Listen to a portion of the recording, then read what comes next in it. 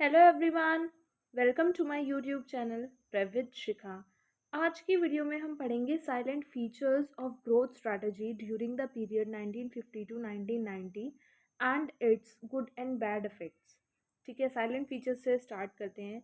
State lead industrialisation क्या था? The state played a major role in promoting industrialization by investing in infrastructure, providing subsidies, and protecting domestic industry from foreign competition. जो state था वो भी बहुत important major role play कर रहा था इंडस्ट्रियलाइजेशन को प्रमोट करने के लिए। और किस तरह से? उसके उसके इंफ्रास्ट्रक्चर के अंदर इन्वेस्ट करके, ठीक है, सब्सिडीज़ प्रोवाइड करके और डोमेस्टिक इंडस्ट्री को प्रोटेक्ट करके फॉरेन कंपटीशन से। और उन्होंने प्रोटेक्ट किस तरह से किया था? टैरिफ और कोटाज लगा के, ठीक है। प्रोटेक्शनिस्ट पॉलिसीज़ के अंदर क्या था? Tariffs, quotas and other trade barriers were used to limit imports and encourage the growth of domestic industries. Protection किस तरह से किया था उसने डोमेस्टिक इंडस्ट्री का? टैरिफ और कोटाज लगा दिए थे, ट्रेड बैरियर्स लगा दिए थे और इम्पोर्ट्स को लिमिट कर दिया था सो दैट कि हमारा डोमेस्टिक इंडस्ट्री प्रोटेक्ट हो सके किससे? फॉरेन कंपटीशन से। जैसे कि टैरिफ लगाना मतलब इम्पोर्ट के ऊपर उन्होंने हैवी टैक्स लगा दिया कि जो भी हमारी कंट्री के अंदर इम्पोर्ट हो गया उसके ऊपर टैक्स, कोटास फिक्स कर दिए कुछ, और ये फिक्स लिमिट फिक्स कर दी कि इतने परसेंट ही इम्पोर्ट होगा सिर्फ, या इतना ही यूनिट इम्पोर्ट होगा एंड ऑल। उसके बाद है import substitution. The focus was on producing goods domestically that were previously imported to reduce the dependence on foreign goods and increase self sufficiency. Import substitution जो था उसके अंदर क्या था? ऐसे गुड्स के ऊपर मतलब डोमेस्टिकली प्रोड्यूस्ड गुड्स के ऊपर फोकस किया गया ताकि जो हम पहले डिपेंडेंट थे फॉरेन गुड्स के ऊपर वो हट सके और हम सेल्फ सफिशिएंट बन सके अपने ही गुड्स का, डोमेस्टिकली प्रोड्यूस्ड गुड्स का यूज़ करके। मेन फोकस किसके ऊपर था? डोमेस्टिकली प्रोड्यूस्ड गुड्स के ऊपर, ठीक है, सो दैट हमें डिपेंडेंट ना होना पड़े फॉरेन कंट्रीज़ के गुड्स के ऊपर। Public sector investment. The government invested heavily in infrastructure such as roads, power plants and telecommunication networks to support industrial growth। जो गवर्नमेंट सेक्टर था, गवर्नमेंट ने भी बहुत अच्छा खासा इन्वेस्ट किया इंफ्रास्ट्रक्चर के ऊपर, जैसे रोड्स बनाए, पावर प्लांट्स के ऊपर इन्वेस्टमेंट की, टेलीकम्युनिकेशन नेटवर्क्स के ऊपर इन्वेस्टमेंट की, ताकि जो इंडस्ट्री की ग्रोथ है वो अच्छी हो पाए, मतलब इंडस्ट्रियल ग्रोथ को गवर्नमेंट ने सपोर्ट किया। फिर है nationalisation of industries. Nationalisation of industries मतलब several key industries such as banking, mining and utilising were nationalised to facilitate state control and promote industrialisation. जैसे बैंकिंग हो गया, माइनिंग हो गया, यूटिलिटीज़ वाली हो गई, ठीक है, इनको नेशनलाइज कर दिया ताकि ये स्टेट का कंट्रोल और प्रमोट कर सके इंडस्ट्रियलाइजेशन को। फिर आ जाते हैं इसके गुड इफ़ेक्ट्स। अभी हमने फीचर्स पढ़े थे, अब आते हैं इसके गुड इफ़ेक्ट्स।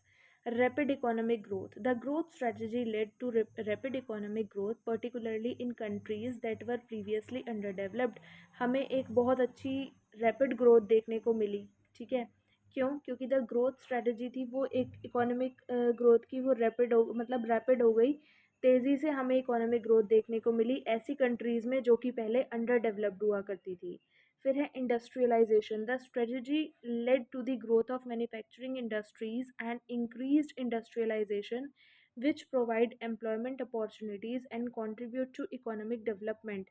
ठीक है, जो स्ट्रेटजी थी ग्रोथ ऑफ मैन्युफैक्चरिंग इंडस्ट्रीज़ की, ठीक है, वो उसने इंडस्ट्रियलाइजेशन को इंक्रीज़ कर दिया जिससे एम्प्लॉयमेंट अपॉर्चुनिटीज़ इंक्रीज़ होने लगी, एम्प्लॉयमेंट अपॉर्चुनिटीज़ मिलने लगी लोगों को, ठीक है, और जिसने क्या किया? इकोनॉमिक डेवलपमेंट के अंदर कंट्रीब्यूशन किया।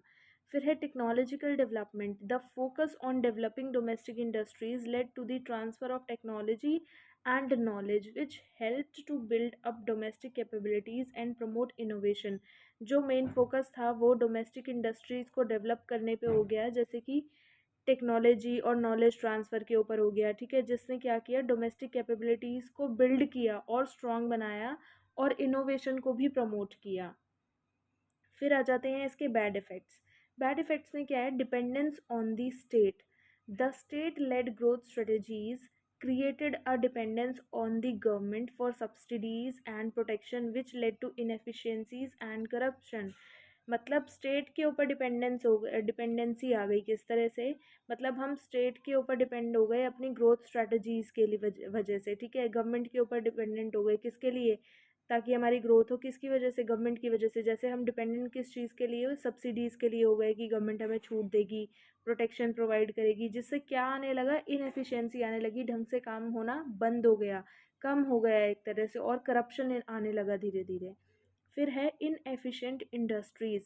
The focus on import substitution often led to development of inefficient industries that were protected from competition and lack incentives to improve. जो focus था वो import substitution often led to development of inefficient industries, जो import substitution के ऊपर focus था वो अक्सर क्या करता है, इनएफिशिएंट इंडस्ट्रीज़ की डेवलपमेंट की तरफ फोकस करता है, ठीक है, जो कि प्रोटेक्ट करी गई थी हमारी, क्या डोमेस्टिक इंडस्ट्रीज़ कहाँ से प्रोटेक्ट करी गई थी, फॉरेन कंपटीशन से, ठीक है, और जिसकी वजह से क्या हो गया, लेक इंसेंटिव्स थे इम्प्रूव होने के लिए, ठीक है। फिर है डेट क्राइसिस। डेट क्राइसिस में क्या था, the heavy public sector investment and protectionist policies led to large government deficit and external debt, which contribute to the debt crisis of the 1980s। क्या हुआ, जो गवर्नमेंट ने, पब्लिक सेक्टर ने investment की थी ना इंडस्ट्रियल सेक्टर के लिए और इंफ्रास्ट्रक्चर के लिए और प्रोटेक्ट करने के लिए पॉलिसीज़ बनाई थी, तो उससे गवर्नमेंट के बहुत सारे डेफिशिट हो गए और वो एक तरह से एक्सटर्नल डेट के अंदर फंस गया, जिसने क्या किया, डेट क्राइसिस के अंदर कंट्रीब्यूट कर दिया 1980s के दौरान। फिर है neglect of agriculture. The growth strategy often neglected agriculture, which was left behind and suffered from neglect, leading to food shortage and an urban bias। क्या हुआ, एग्रीकल्चर सेक्टर को पूरी तरह से नेग्लेक्ट कर दिया, जिससे कि क्या हुआ, जो ये ग्रोथ स्ट्रेटजी थी वो अक्सर नेग्लेक्ट करती जा रही थी किसको, एग्रीकल्चर को, जिससे क्या हुआ, वो सफ़र करता हुआ पीछे की तरफ रह गया नेग्लेक्ट होके, और जिससे फूड शॉर्टेज होने लगी और अर्बन एरियाज़ में बायसनेस क्रिएट होने लगे, ठीक है। तो अगर आपको वीडियो थोड़ी भी अच्छी लगी है तो प्लीज़ लाइक कमेंट शेयर ज़रूर करना और चैनल को सब्सक्राइब कर देना। थैंक यू सो मच, आप मिलते हैं नेक्स्ट वीडियो में।